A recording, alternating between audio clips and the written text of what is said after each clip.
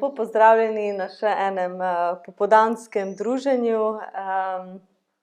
Danes je tema kult telesa. Torej, da kar začnemo. Subjekt 1. Tema telesne vaje. Obisk fitnesa. Ali preprosto prekoračiti prag, zapustiti stanovanje. Nezmožnost zamisliti, kako bi bilo vstopiti v fitnes, zamisliti telo v gibanju, izvajanju gibov na napravah. Želja je tam, zmožnosti prisiliti telo pa umanjka. Strah pred samoto, da sem sama. Če je tam drugi, potem ni prepreke. Ni problema. Zelo dobro vem, da skrb za telo je skrb. Dobro zame. Želja podpira to idejo. Obsesivne misli o nezmožnosti udejanjiti to željo. Nekaj manjka. Zakaj ni povezave? Strah, da se bo zgodilo nekaj groznega. Sem težka. Lahko padem v nezavest. Je telo in je sram. Subjekt 2. Biti bolana je del moje identitete. Jaz sem plus bolezen. Ni sebstva brez kronične utrujenosti. Telo jo je spodletelo in ona je spodletela telo. Konstanten občutek, da dela nekaj narobe, da je ona narobe. Kaj telo želi komunicirati? Intenzivna bolečina, ko drugi bolni ljudje ozdravijo. In proces zdravljenja se zdi zelo linearen in jasen proces. Tam so navodila, jim slediš in dobiš rezultate. Joga, meditacija, številne druge predlagane tehnike so aplicirane in delujejo. Torej, bili so bolani, naredili so pravilno stvar in sedaj so zdravi. Jeza in bolečina, telo povzroča gnus. Subjekt 3. Želim se počutiti v telesu, utelešenega. Misli te oddaljujejo od telesa, od seksa. Ne moreš se misliti skozi seks. To ni kognitiven problem. Ni rešitve. Samo narediš. Prepričanje, da avtonomnost prihaja iz vodene smeri, nekaj, kar odgovarja, je odgovorna do želje. Vprašanje, ali moram biti zainteresiran in povezan z drugim, da lahko seksam? Ali moram biti zaljubljen, da lahko seksam? Ponavljajoče se fantazije o seksu brez povezave, brez te emotivne komponente. Intenzivna želja po povezanosti in tudi fascinacija nad ženskami, kar je doživljeno kot šibkost, nezadostnost. Tesnoba ob misli, da je spolna moč nerazvita ali pa nerazvita do konca. Želeti si udobje in bližino pred užitkom, torej seksualnim užitkom, je znak šibkosti. Sem mehek. Mehkoba je ranljivost. Mehko, razgaljeno, nago telo. Subjekt 4. Trans je toleriran ali tolerirana, samo dokler je trans v bolečini, torej utelešena bolečina. Transspolnost je individualizirana, je partikularizirana, kar pa se zdi ne totalno res za queerness. Torej, globoki občutki jeze in obupa ob spoznanju, da nima kontrole nad življenjem oziroma nad telesom. Ime je bolj mobilno od telesa. Telo je obtičalo v zamejenem prostoru, v mejah sociopolitičnih pogojev transspolne osebe na Bližnjem zahodu. Ta problem pripelje do premisleka o telesu, prostoru, kraju in vprašanju mobilnosti ter identifikacije. Mobilne identifikacije. Kako se premakniti?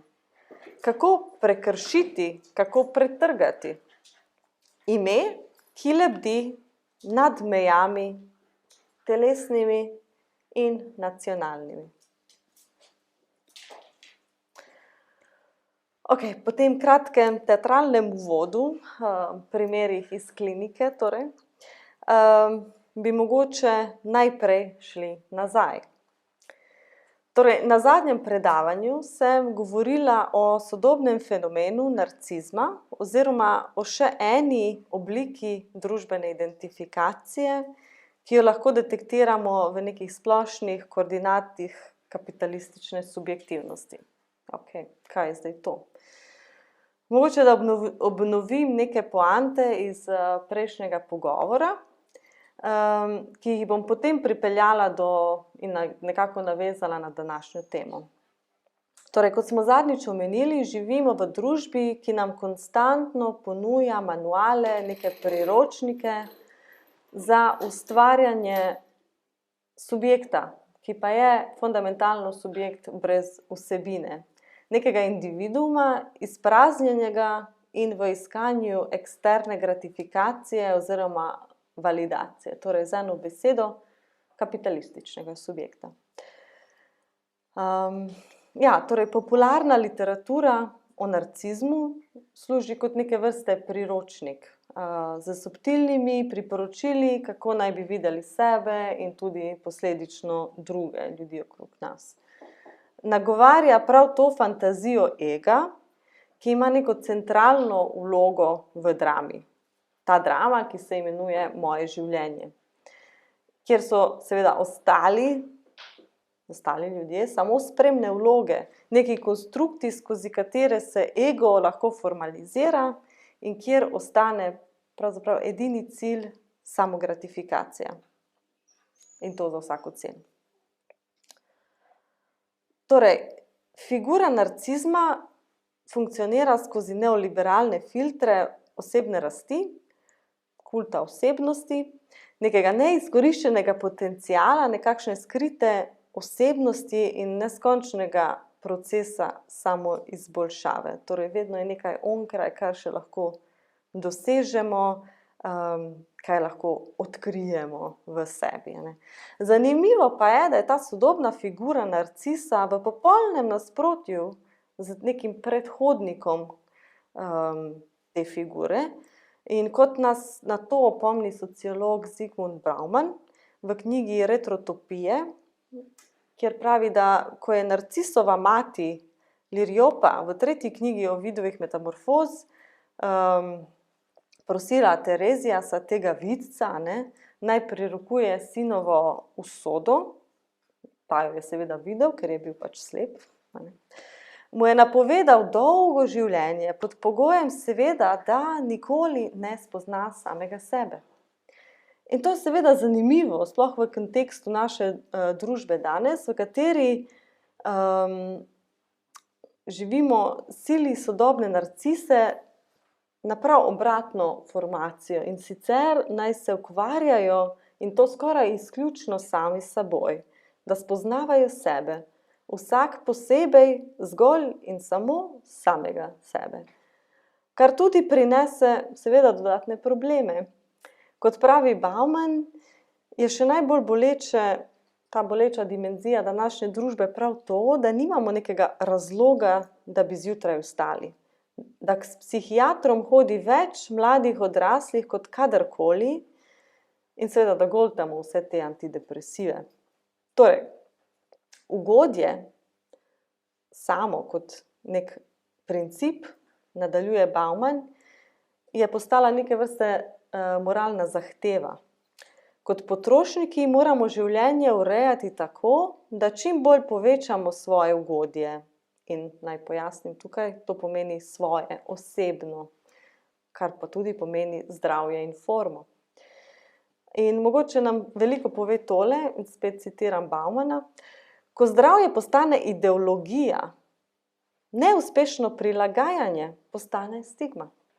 Ljudem, ki jim ne uspe skrbeti za svoje telo, očitamo, da so leni, da so šibki, da nimajo neke močne volje. Označimo jih za obscene in sprevržence, ki nekako nezakonito in brezsramno uživajo v stvareh, ki bi se jim moral upreti vsak nek normalen, razumen človek, seveda. Torej, sprememba tukaj je zares velika. Ko svoje intimno življenje in iskanje smisla oddamo nekim zunanjim strokovnjakom, ki nas seveda učijo, naj odgovornost prevzamemo sami. Zdaj smo sami krivi za vse te najrazličnejše težave. In preden se malo bolj poglobljeno mogoče posvetimo prav tej tematiki zdravja in ideologije, ki pa izhaja iz medicine kot prakse, bi mogoče naredili še eno majhno digresijo v sam ta proces identifikacije ter neke zakone lingvistike, ki nam bodo pa omogočili postavitev nekih temeljev, da razumemo mogoče ta neobstoj telesa, ki pa je danes naša tema. Torej, bi na začetku prosila malo potrpljenja za čisto kratko teoretsko formulacijo. In pa uvod v sam koncept telesa, torej kako smo sploh prišli do tega. Vsekakor nekako po ovinkih, brez nekega jasnega namena oziroma želje po raziskovanju te tematike, torej tematike telesa, je prišlo nekako neposredno in se je manifestiralo skozi še en koncept, ki pa je prav tako koncept, ki zbuja neko zmedo, neko nelagodje, in to je koncept sveta. Torej, mogoče za začetek, kaj imata sploh skupnega telo in svet, če sploh kaj. In na tej točki mogoče en kratek uvod v to nemogočo povezavo, ki pa se začne v psihoanalitski kliniki, ki pa je tudi neka nemogoča situacija kot taka. Torej, malo sem že nakazala na to, da moja raziskava v sklopu te doktorske naloge je vsekakor na teoretski ravni. Celotno delo je namenjeno razvoju neke teoretske zasnove in ideje na stičišču filozofije in psihoanalize. Ker pa je velik del mojega dela tudi praktičen, v smislu srečanja z analizanti na dnevni bazi, poslušanje njihovih pričevanj, je seveda potem klinika neizogibno velik vpliv na samo to teoretsko zasnovo. In iz klinike prihaja neka ideja, neka inspiracija, material duha časa. In kot smo lahko videli iz zgoraj navedenih pričanj, telo ni samo nek teoretski problem, je vsekakor zelo realen problem, lahko bi rekli tudi problem realnega. In še nekaj, telo nima definicije. Takoj, ko ga poskušamo definirati, izgine. Ne da se ga zajeti. Imamo samo neke fragmente, mogoče fragmentirano telo. In ne glede na težavnost pri iskanju definicije telesa, lahko zaznamo neke sledi, neke označevalce, če tako lahko rečemo, neke besede, ki nakazujejo aspekte poskusov uokvirjanja tega telesa. Lahko slišimo besedne zveze, kot so organsko telo, medicinsko telo, anatomsko telo, znanstveno telo, travmatizirano telo, družbeno, kolektivno, politično telo, nacionalno, umetniško ali pa tuje telo. In nič od tega ni telo. In kako naj si to razlagamo? Mogoče nam bo del odgovora lahko ponudil Saussure, eden od najbolj prominentnih lingvistov, ki je znatno pripomogel k razvoju na področju semiotike in nasploh lingvistike v 19. stoletju. Saussure je bil tudi eden od poglavitnih vplivov na Lacana in njegovo teoretsko zasnovo psihoanalitske teorije. Torej za Lacana skozi Saussura seveda tisto, kar definira označevalec, je tisto, kar reprezentira subjekta za drugega označevalca. Torej, označevalec se razlikuje od nekega znaka. Znak, kar pa reprezentira nekaj za nekoga. In kar je ključno, je to, da noben označevalec ne more označiti subjekta direktno. Odnos označevanja je vedno mediran odnos. Lacan naredi še eno bolj radikalno potezo in sicer loči med označevalcem, ki nekaj označi, torej imaš označevalec in nekaj, kar ta označevalec označi, kot recimo tree, in spodaj je slika tega, kar bi ta označevalec naj reprezentiral.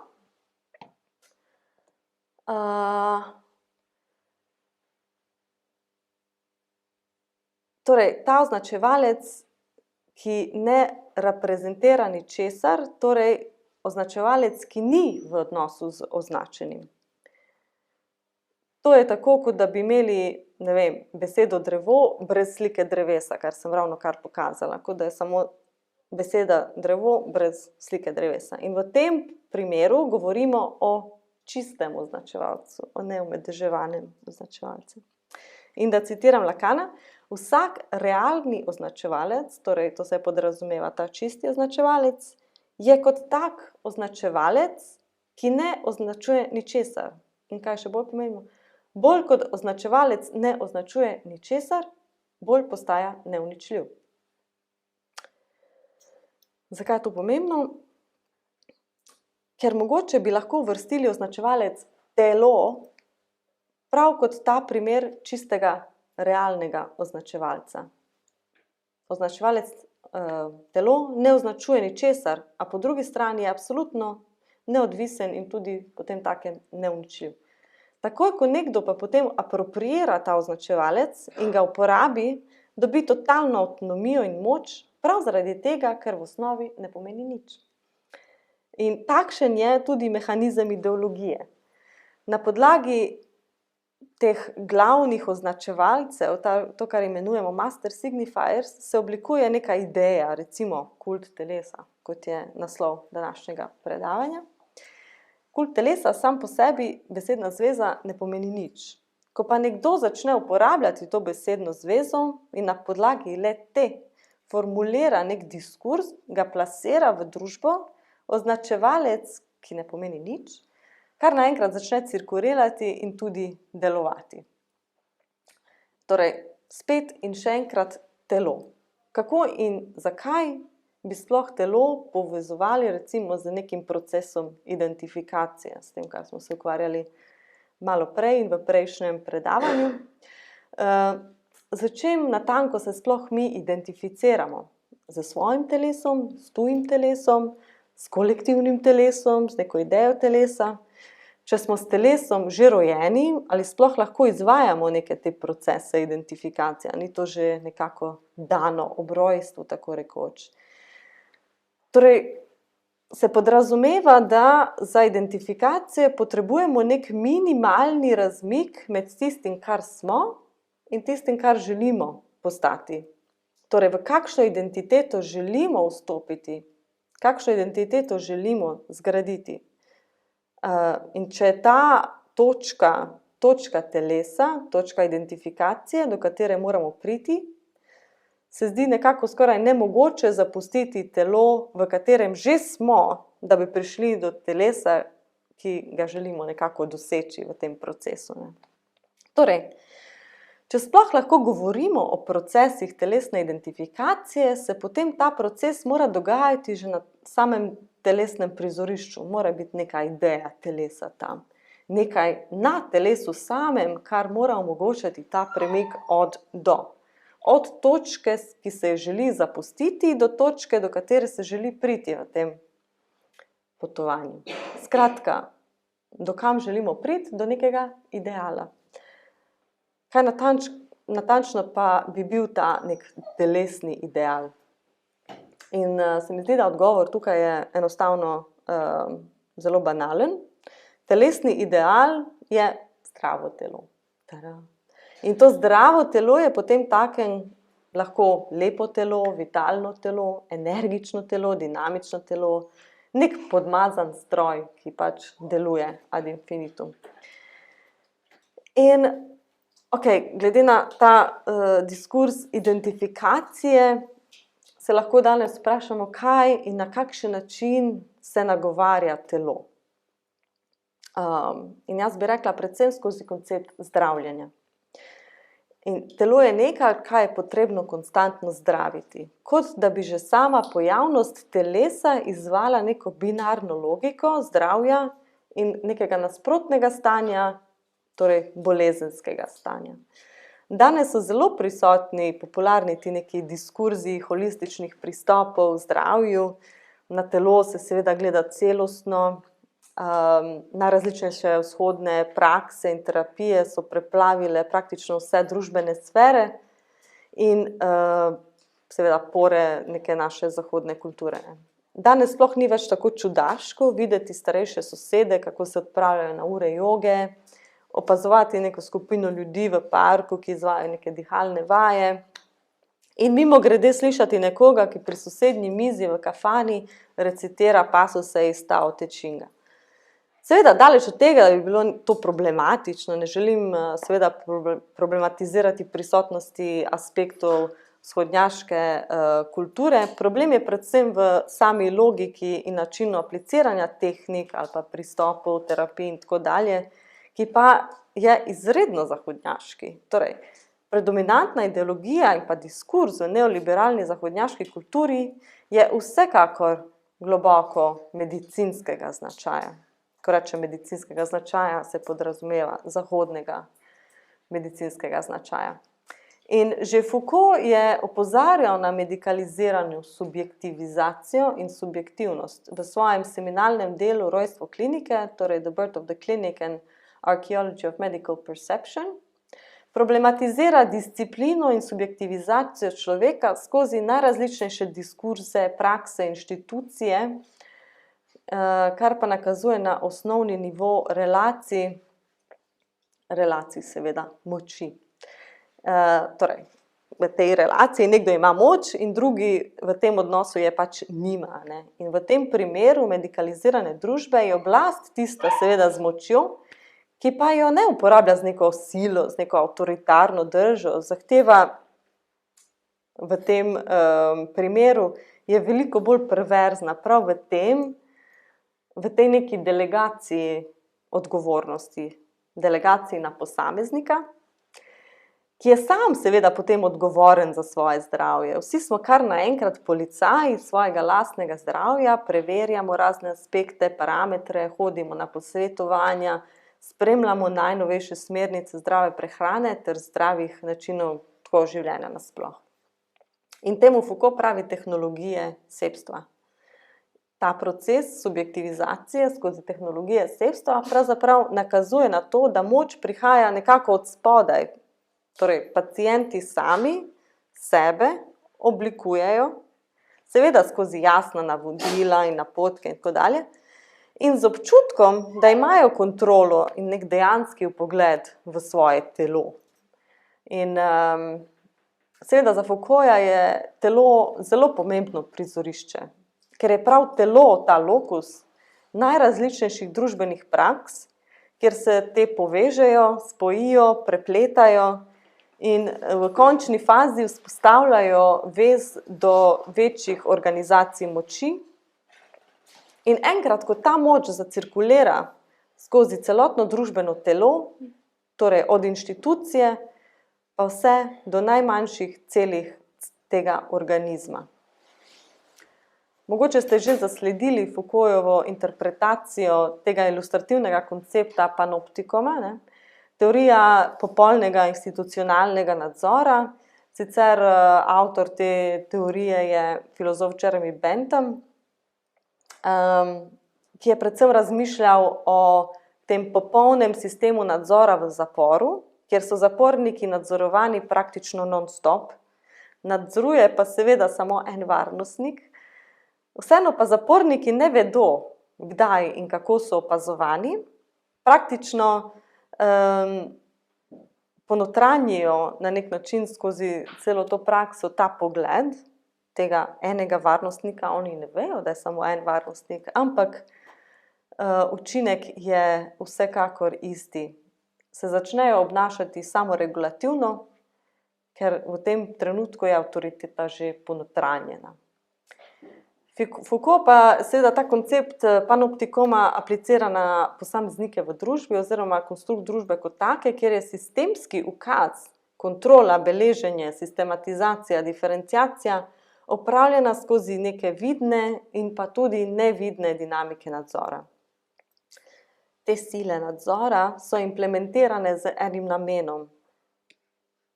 In to je, da kontrolirajo, da modificirajo, uravnavajo, mučijo, zaznamujejo in trenirajo telesa, da potem le-ta nekako začnejo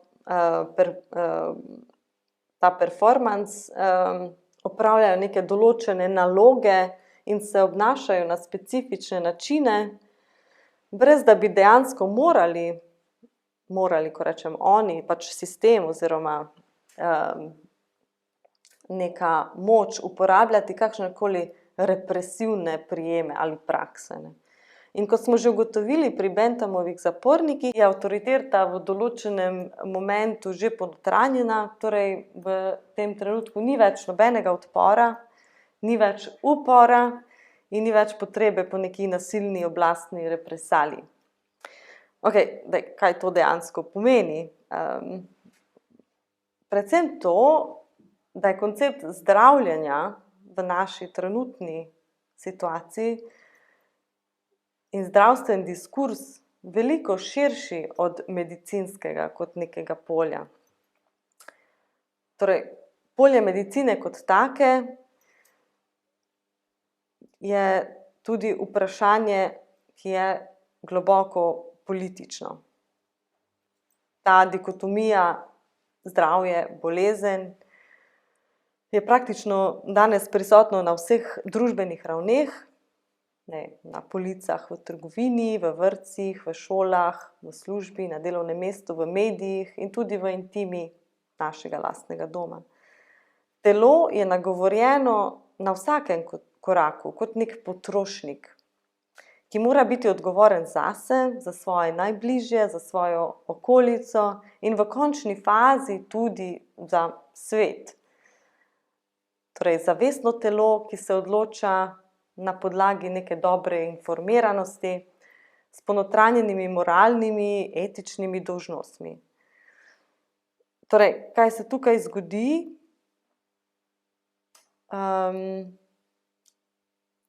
Skozi neko nagovarjanje telesa kot potrošnika se nekako te vloge invertirajo, nastane neka subverzija, lahko rečemo, v kateri je mogoče subjekt tisti, ki skozi neko delegacijo svojega lastnega telesa, strani družbe, seveda tisto telo je nagovarjano konstantno, naslovljeno kot neka entiteta, kot neka samostojna, neka neodvisna obstoj izven subjektivitete, privede do tega, da je subjektivnost, torej naša subjektivnost kot taka, žrtev ideologije telesa. Torej, nekako je zdaj Matem telo pred subjektom. Ne vem, mogoče bi lahko postavili nek counter argument, da zakaj bi pa subjektivnost morala imeti kakršnokoli prednost pred telesom. In mogoče v politično korektni logiki bi morala obstajati neke vrste demokratičnost ali pa enakopravnost, kot se temu pač danes reče. Ja, in v končni fazi, kdo pa si ne bi želel biti zdrav? Zdravo telo je lepo telo, je superegoično telo, je telo, ki ga posreduje družba kot nek ideal, kot smo že opazili. In danes mogoče glavni imperativ ni več uživaj, kot je bilo mogoče v 60. in 70. Torej, uživaj brez meja in uživaj do konca. Uživati pomeni živeti brezmejno in totalni izkoristek nekih življenjskih potencialov.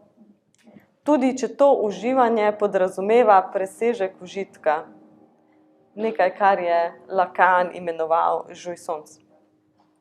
In danes mogoče opažamo neko novo obliko, veliko bolj represivno obliko tega imperativa, ki pa se skriva pod neko masko skrbi in odgovornosti. In ta imperativ bi se lahko glasil: bodi zdrav. Ampak seveda to ni v neki obliki direktnega ukaza. Prav tukaj se skriva ta perverznost mehanizma, ki bi ga lahko definirali nek neoliberalni permisivni imperativ,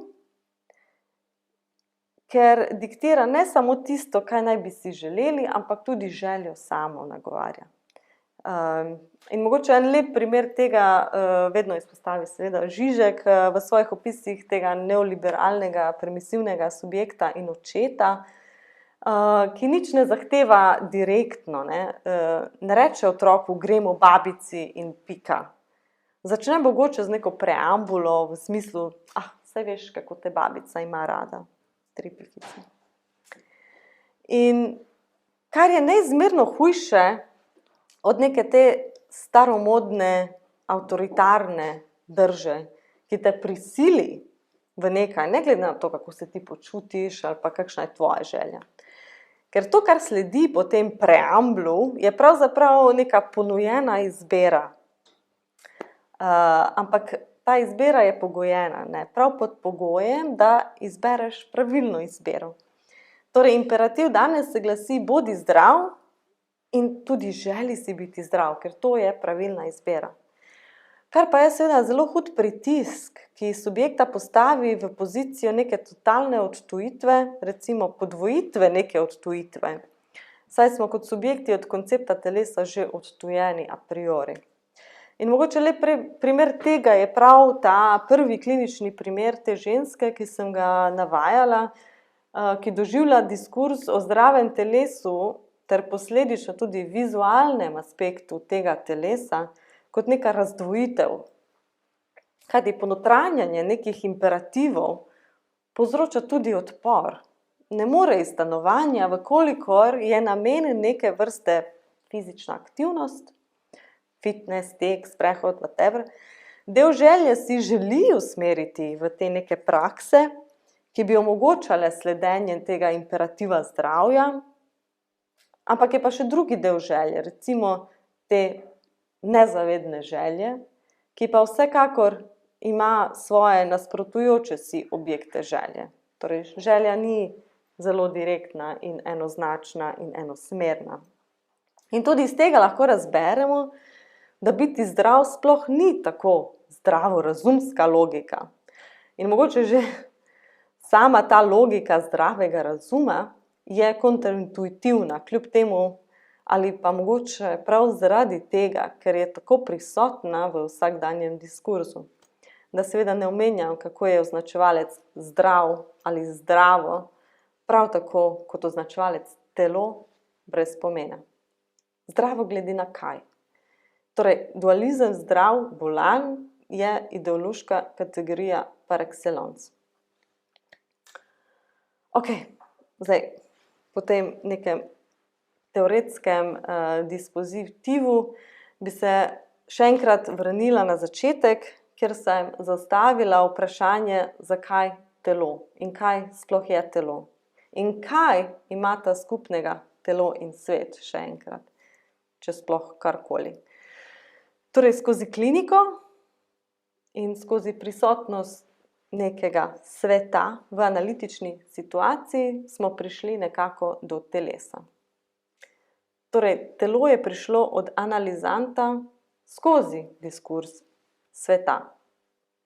In začetna točka tega izpraševanja je prav ta analizant, ki pride na psihoanalizo govoriti. In za psihoanalitsko situacijo, kot vemo, sta potrebna dva. Eden je psihoanalitik in drugi je analizant. In analizant govori, analitik posluša. To je vse. In strani psihoanalitika ni nobenih predlogov ali nasvetov. Pravzaprav so tudi zelo redka vprašanja kot taka. Vprašanja so delo analizanta. In v bistvu celotna naloga psihoanalitika v tem procesu je ta, da zavzema neko pozicijo, ki predpostavlja neko vednost. Temu se reče transfer. Torej, brez transferja ni analize. In analizant mora imeti vsaj neko minimalno predpostavko, da analitik nekaj ve. Vsaj nekaj o vsebini njegovega govora. Seveda v tej vednosti analitik ne ve nič, ampak funkcionira, vsaj do neke mere. Torej, situacija je naslednja. Analizant prihaja na analizo in govori o svetu. Še več, govori o svetu z neko mero skrbi. Torej, imamo opravka mogoče z določeno novo formo strukturiranja govora. In medtem ko opažamo zelo jasno prisotnost sveta v pričevanju teh analizantov, kar se manifestira v različnih diskurzih o, krizah, recimo od klimatske, družbene, ekonomske, politične, pa vse do neke slike sveta kot sveta, ki umira, torej umirajočega sveta, brez upanja ali brez neke solucije na vidiku. Se na drugi strani pa pravzaprav zelo redko pojavlja nek poudarek na sebi ali narativah sebstva v tem analitskem kontekstu. Torej, zelo redko bi analizant govoril izključno o sebi.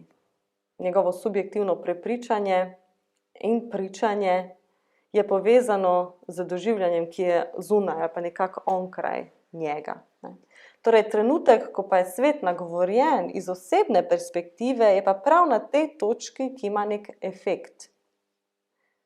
Kako analizanta ta določena realnost afektira, torej čustveno prizadene. Ta efekt ali efekt pa je vpisan v telo. Torej, z drugimi besedami, ni subjekt tisti, ki je prizadet. In Lacan pravi, da ni samoumevno dejstvo, da je afekt na strani telesa. Da živimo v neki zmotni predpostavi, da je subjekt tisti, ki trpi, da je subjekt tisti, ki je afektiran, prizadet. Ne, subjekt je srečen, pravi. Torej, analizant večkrat izpostavi občutke nekega brezupa, nemoči, da bi lahko karkoli spremenil. Tukaj so tudi občutki neke neadekvatnosti, nesposobnosti ali generalno neke spodletelosti. In tisto, kar prinaša v analizo, ni nujno in striktno povezano z lastno krizo ali pa z lastno neko travmo, pravzaprav naslavlja krizo sveta kot tako. Travmatični prisežek, ki pa je v svetu, torej nekaj, kar je onkraj njega in kar je v nekem presežku. In to pričanje pa vsekakor ne ostane brez nekih posledic, ki jih analizant, ali bolje rečeno telo kot tako, mora nositi. Torej, analizant priča skozi svet, govori svet. Mogoče svet govori skozi njega, skozi to analizantovo telo.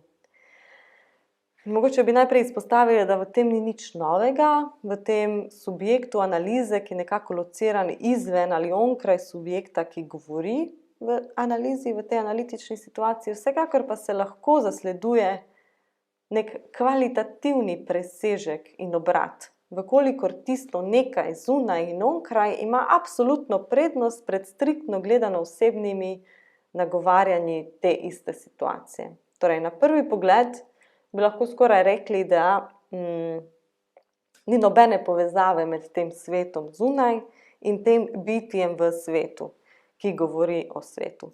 Kot da govoriti o sebi nima več smisla, kot da je bila ta neka dimenzija iztrošena, izčrpana in ni več ničesar za reči.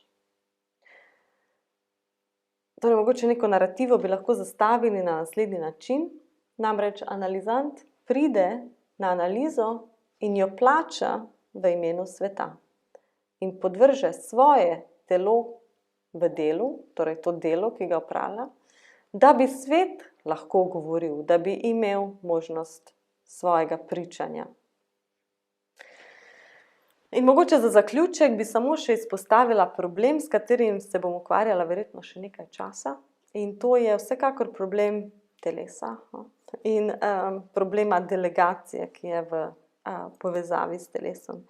In če vztrajamo na točki, da proces subjektivizacije pač zahteva telo, da brez telesa pač ni subjekta, in ta predpostavka subjekta, ki potrebuje to telo, da se lahko sploh manifestira, da se lahko subjektivizira, ta subjekt pa paradoksalno vztraja na odrekanju se temu telesu, na delegaciji tega telesa. In vprašanje ostaja, ali lahko sploh mislimo telo brez istočasno prisotnosti tega elementa delegacije. In ali je vznik telesa predhodnik delegacije, ali pa je delegacija zmeraj že konstitutivni element tega, kar imenujemo imeti telo. Torej, ali je telo že preloženo, odloženo telo od samega začetka in ali lahko govorimo sploh o telesu, brez da govorimo o neki predontološki dimenziji, torej nekaj, kar konstituira preddimenzijo od tega, kar mi lahko vidimo, izkusimo in tako dalje. Torej, v nekem dialektičnem momentu med telesom in procesom delegacije, ki se odvija onkraj in nekako pred samim nastopom tega momenta telesa. In se zavedam, da mogoče končujem to predavanje z enakim vprašanjem, s katerim sem pravzaprav tudi začela oziroma zastavila celo idejo. Medtem sem še mnogo katera nova vprašanja pojavila, torej med samim pisanjem in razmišljanjem, vsekakor pa nisem ponudila verjetno nobenih odgovorov. Ampak to je tudi čar psihoanalize, namreč, da ti nikoli ne bo ponudila odgovorov, te bo pač tudi naučila postavljati vedno nova vprašanja.